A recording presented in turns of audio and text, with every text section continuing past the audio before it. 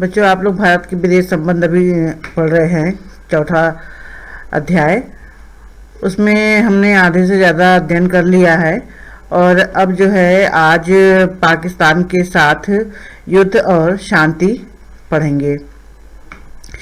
आपने इससे पहले जो है चर्चे थोड़ा सा किए होंगे कि पाकिस्तान के साथ भारत का कब कब युद्ध हुआ और चीन के साथ कब कब हुआ। तो कश्मीर के मसले को लेकर के पाकिस्तान के साथ बंटवारे के तुरंत बाद ही संघर्ष छिड़ गया था और ये मामला जो है बंटवारे के बाद से लेकर के आज तक चलता आ रहा है। जब हम इसी बुक में 8वें अध्याय का अध्ययन करेंगे तो इसके बारे में थोड़ा और विस्तार से चर्चा करेंगे कि 1947 में ही कश्मीर में भारत और पाकिस्तान की सेनाओं के बीच एक युद्ध छिड़ गया था और उस समय जो है यह युद्ध जो है पूर्ण व्यापी युद्ध का रूप नहीं ले सका, क्योंकि यह मामला संयुक्त राष्ट्र संघ के हवाले कर दिया गया था और संयुक्त राष्ट्र अमेरिका और चीन के साथ भारत के संबंधों के लिहाज से पाकिस्तान एक महत्वपूर्ण घटक बनकर के रह गया। अर्थात पाकिस्तान जो है उस समय भारत के कुछ हिस्से को उसने हड़प लिया था, जिस तरह से चीन ने हड़प लिया है। कश्मीर के सवाल पर हुए संघर्ष के बावजूद भारत और पाकिस्तान की सरकारों के बीच सहयोग कायम हुए। उस समय पाकिस्तान ने जो क्षेत्र हड़प लिया था कश्मीर का, उसके बाद कुछ समय के बाद भारत के और पाकिस्तान के रिश्ते जो है सामान्य हुए, लेकिन दोनों सरकारों ने मिलजुल करके प्रयास किया कि बंटवारे के समय जो महिलाएं गायब हो गई थी या उनका अपहरण कर लिया था उन्हें उनके परिवार के पास वापस लौटाया जा सके, क्योंकि जैसे ही बंटवारा हुआ था तो बंटवारे के बाद जो है बहुत सारी औरतें जो है, महिलाएं, बच्चे, ये सब गायब हो गई थी। गायब क्या हो गए थे, आप ये कह सकते हैं कि जैसे कि बंटवारे के दौरान जो भी हिंसक घटनाएं हुई थी तो पुरुष ज़्यादातर उसमें घायल हो गए, या ये कह लीजिए ज़्यादातर पुरुषों ने अपनी जान गंवाई थी।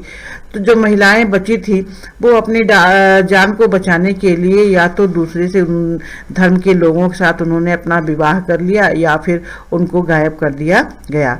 तो उन्हें अपने परिवार के पास वापस लौटाया जा सके, इस मामले में भी विश्व बैंक की मध्यस्थता से यह कार्य किया गया और विश्व बैंक ने ही नदी जल के हिस्सेदारी के बंटवारे को लेकर के एक लंबा विवाद चला आ रहा था भारत और पाकिस्तान के बीच में, जो सिंधु नदी है उसको लेकर के। तो उस मामले को भी सुलझाया गया।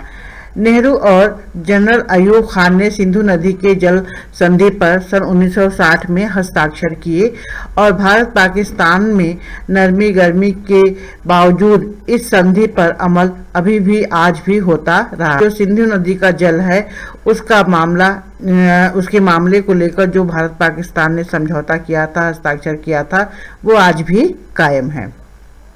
दोनों देश के बीच 1965 में कहीं ज्यादा गंभीर किस्म के सैन्य अभियान शुरू हुए और उस वक्त लाल बहादुर शास्त्री भारत के दूसरे प्रधानमंत्री थे।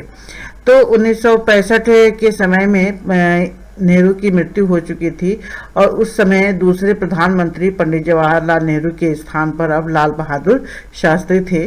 1965 के अप्रैल में पाकिस्तान ने गुजरात के कच्छ इलाके के रन में सैनिक हमला बोला और इसके बाद जो है उसने जम्मू कश्मीर में उसने अगस्त सितंबर के महीने में बड़े पैमाने पर हमला बोला। मतलब अप्रैल में और उसके बाद से फिर अगस्त सितंबर में, उसके 6 महीने बाद ही।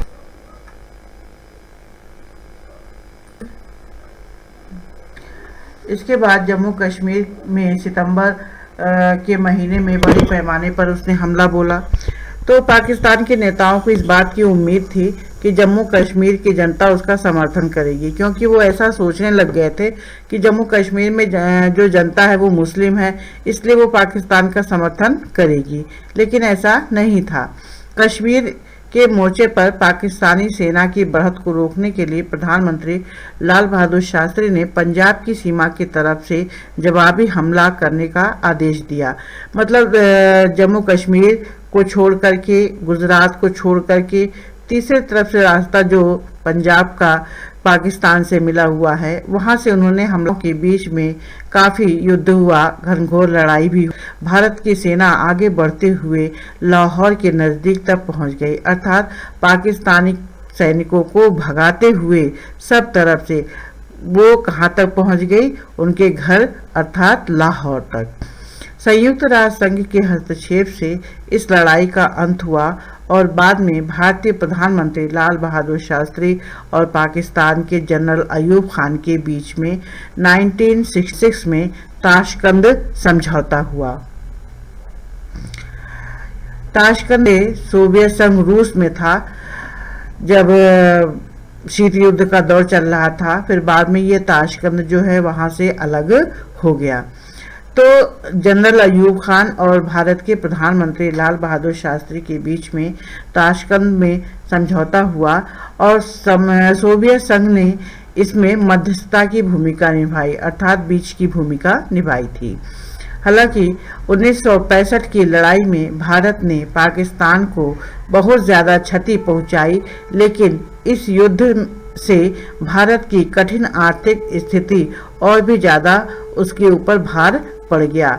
मतलब जो युद्ध उस समय हुआ था, जिसमें भारतीय सेना लाहौर तक उनको पहुंचा करके आई थी पाकिस्तानी सैनिकों को, उस समय भारत के लोगों को बहुत ज़्यादा आर्थिक तंगी का सामना भी करना पड़ा था, लेकिन ये युद्ध जो है वो सफल रहा।